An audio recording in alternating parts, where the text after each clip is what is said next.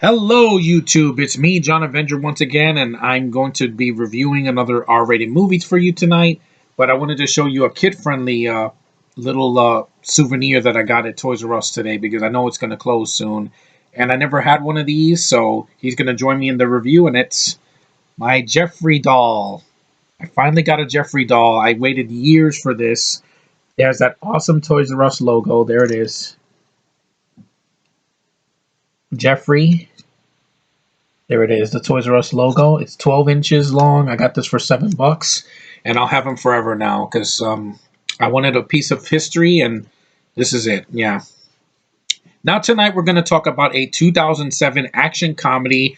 Yes, it's from the UK. Don't say that I'm a hypocrite. This is one of the only directors slash writers slash actors that I can stomach. This is the 10% of them I can handle, and that is the 2007 action bloody comedy Hot Fuzz, yes, from the creators of a new comedy from the guys that created Shaun of the Dead, yes.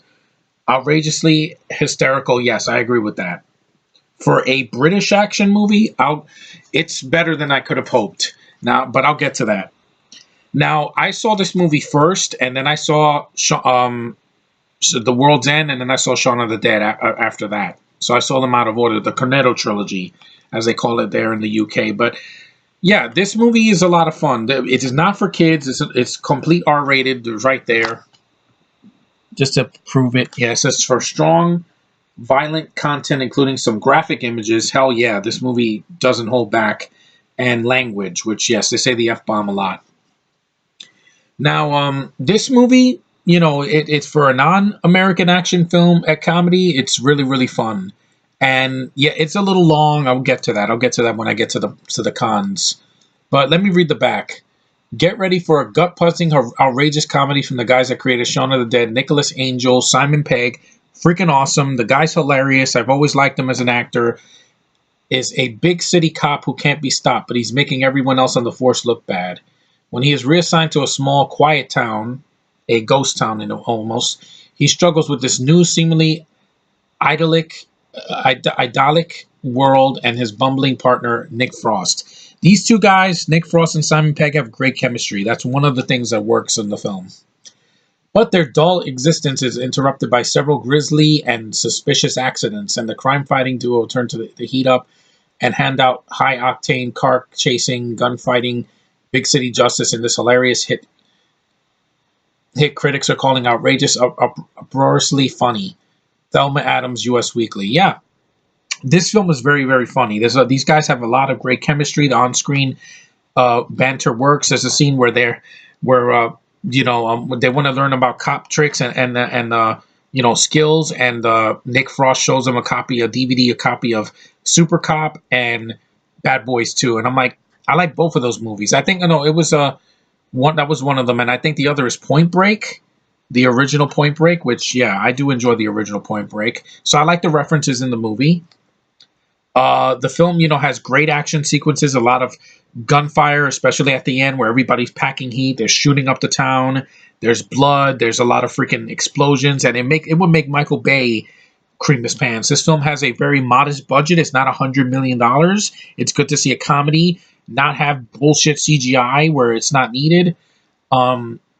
There's a death in this movie that I didn't see coming, where a freaking, like, I think this guy comes out of a church and there's a freaking steeple or something that spears him and it breaks his head off, and I was like, holy shit, this movie's just crazy. Like, the violence it kind of shifts from like a slapstick comedy to like a dark black comedy, but it works because it's funny. And there's a scene where Timothy Dalton, who's one of the best Bonds that I've ever seen, he gets a piece of the steeple from the church right through his chin and through his mouth. It's so freaking gory. It's insane. Like, this movie would never be made today because of how, sensitive a lot of audiences are with violence in a comedy. But this film works. There's a scene where Nick Frost takes a fork and he thinks he stabs his eye, and Simon Pegg's like, "Oh my God, what have you done?" And then he's like, "No, wait, it's just a ketchup package." Yeah, see, he likes to screw with him, but I like that. And like I said, the guys have good chemistry. Their banter works. They're good. They're good friends. I buy their friendship on and off of the force.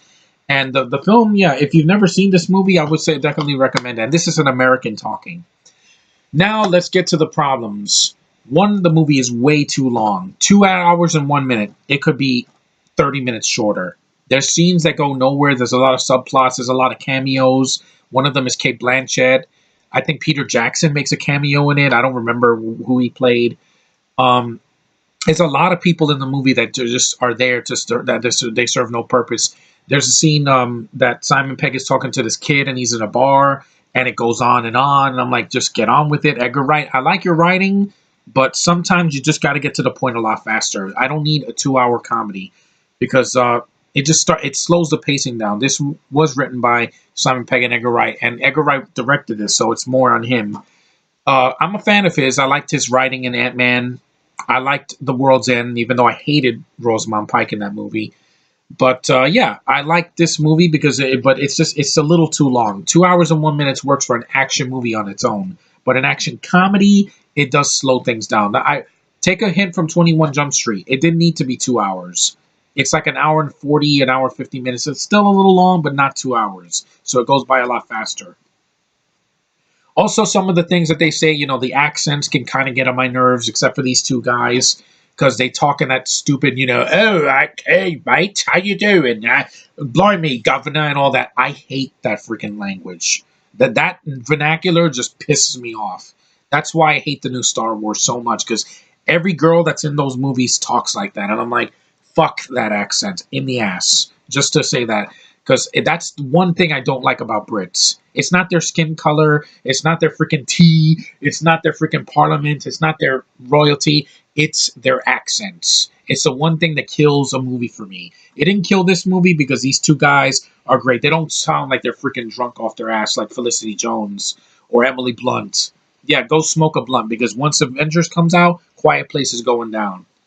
But yeah, anyway, that like I said, the pacing is a little off. It's a little bit too long. I think it could have been an hour and 30 minutes. Like I said, there's a lot of scenes that go nowhere. The subplots that just go. There's a lot of scenes in that when they're at the station and it just goes on and on. It's a lot of talking. I'm like, just get to the comedy, get to the good action, get to the plot. Basically, Timothy Dalton is working, conspiring with people all over the city. I think Pierce Brosnan's in it too. Jim Broadbent is in the movie. He was in Harry Potter. I believe, yeah. And like I said, there's a lot of people in it, but I only care about these two guys because they make the movie work.